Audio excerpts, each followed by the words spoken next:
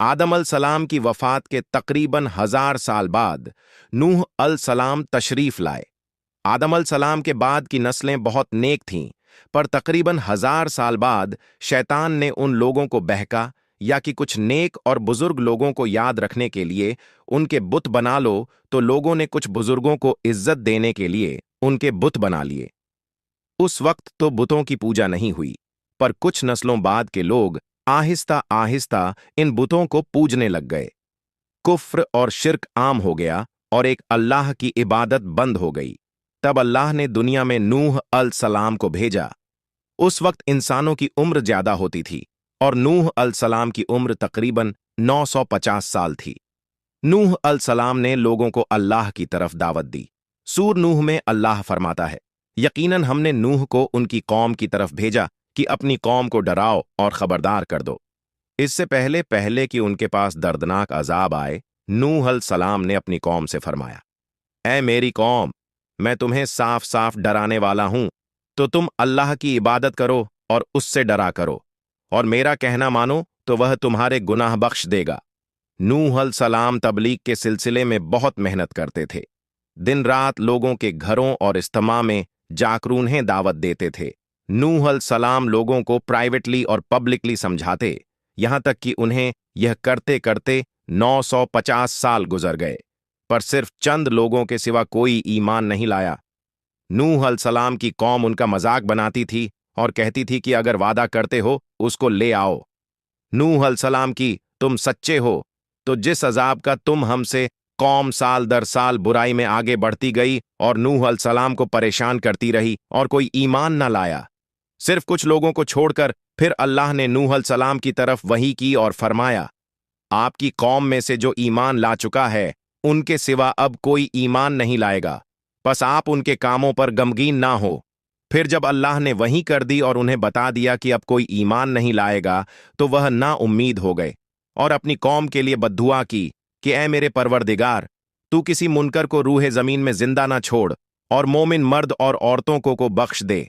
नूह अलैहिस्सलाम ने जब अल्लाह को पुकारा तो अल्लाह ने नूह अलैहिस्सलाम को एक बड़ी कश्ती बनाने की वही की, लेकिन नूह अल सलाम नहीं जानते थे कि वह इतनी बड़ी कश्ती कैसे बनाएं, तो अल्लाह ने जिब्रील अलैहिस्सलाम को उनकी मदद के लिए भेजा।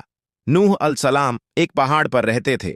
उनके आसपास दरख्त नहीं थे, ना ही पानी था।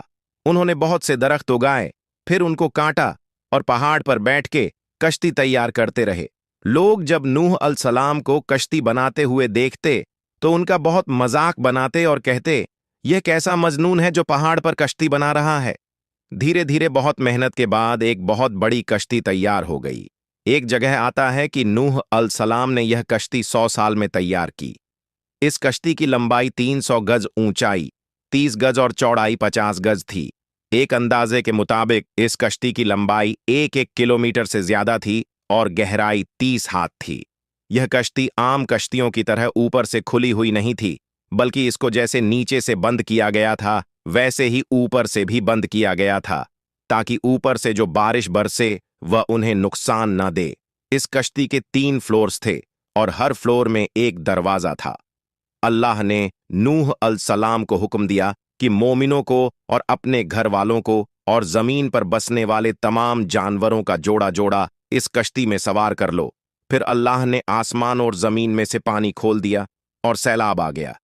इस सैलाब ने दुनिया में रहने वाले इंसान और जानवर सबको गर्क कर दिया। तूफान का पानी पहाड़ों से भी ऊपर हो गया और सिर्फ नूह अल सलाम की कश्ती इस तूफान में बाकी रही। सिर्फ वही लोग और जानवर बचे थे जो कश्ती पर सवार थे। इतने बड़े नबी होने से बचाएगी? नूह अल सलाम ने फरमाया कि आज अल्लाह के हुक्म से कुछ बचने वाला नहीं, मगर वही जिस पर अल्लाह रहम करें।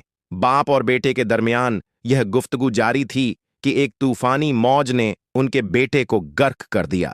जब नूह अल सलाम के सामने उनका बेटा गर्क हो गया तो उनकी आंखों में आंसू आ गए और वह पुकार उठे, और तूने मुझसे वादा किया था कि मेरे घर वालों को निजात अता फरमाएगा और तू तमाम हाकिम में से बेहतर हाकिम है, लिहाजा यह नामुमकिन है कि तेरा वादा पूरा ना हो। अल्लाह ने फरमाया, ऐ नूह, वह तेरे अहल से नहीं था, क्योंकि वह काफिर था। कुफ्र न सबब को खत्म कर देता है। अल्लाह ने नूह अलसलाम से फरमाया कि आप हरगिज वह चीज ना मांगे जिसका का आपको इल्म नहीं। नूह अलसलाम यह बात समझ गए और फौरन अल्लाह से तौबा की फरमाया, ऐ मेरे परवरदिगार, मैं तेरी ही पनाह चाहता हूं इस बात से कि तुझसे वह मांगूं जिसका मुझे इल्म नहीं। अगर तू मुझे ना बख्शे और मुझ पर रहम ना करेगा तो मैं खराबी वालों में हो जाऊंगा। कश्ती नूह अलसलाम और उनके साथियों और सारे जानवरों की नस्ल को लिए पानी की तेज लहरों पर बुलंदी से चल रही थी, मगर जमीन पर मौजूद दूध हर चीज के बावजूद नूह अलसलाम का बेटा कश्ती पर ना आया।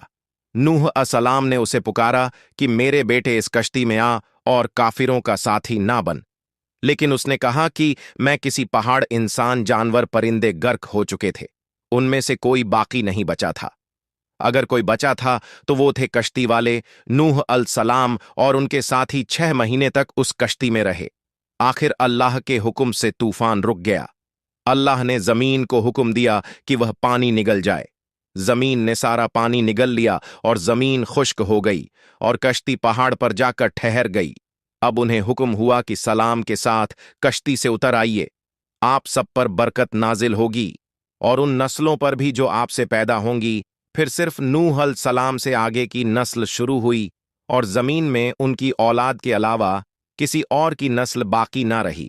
सारे जानवरों की नस्लें भी यहीं से फिर से पैदा नस्ल शुरू हुई और जमीन में उनकी औलाद के अलावा किसी और की नस्ल बाकी ना रही। सारे जानवरों की नस्लें भी यहीं से फिर से पैदा हुईं। नूह अलसलाम के 3 बेटे थे, साम, हाम और याफ, जिनसे दुनिया की नस्ल आगे बढ़ी। शम की औलाद गंदुमी रंग की थी। अरब, मूमा, सीरिया, फिलिस्तीन और इजराइल के लोग साम की औलाद हैं। हाम की औलाद काली रंगत की थी। Africa, aboriginal, Australia, India, Egypt और सूडान के लोग हाम की औलाद हैं। गोरी रंगत के लोग याफ की औलाद हैं। चाइना, जापान, कोरिया और यूरोप के लोग याफ की नस्ल हैं। नूह अलसलाम का चौथा बेटा, जो ईमान ना लाने की वजह से बर्बाद कर दिया गया था, उसका नाम किना था और उससे कोई नस्ल आगे नहीं बढ़ी। कुरान में अल्लाह ने फरमाया, और हमें नूह ने पुकारा, तो देख लो कि हम कैसी अच्छी दुआ कबूल करने वाले हैं।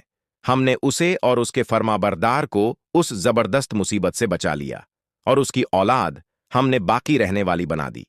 तूफान के बाद नूह अलसलाम 350 साल जिंदा रहे। फिर नूह अलसलाम फौत हो गए। रिसर्चर्स ने टर्की में इस कश्ती को ढूंढ लिया है।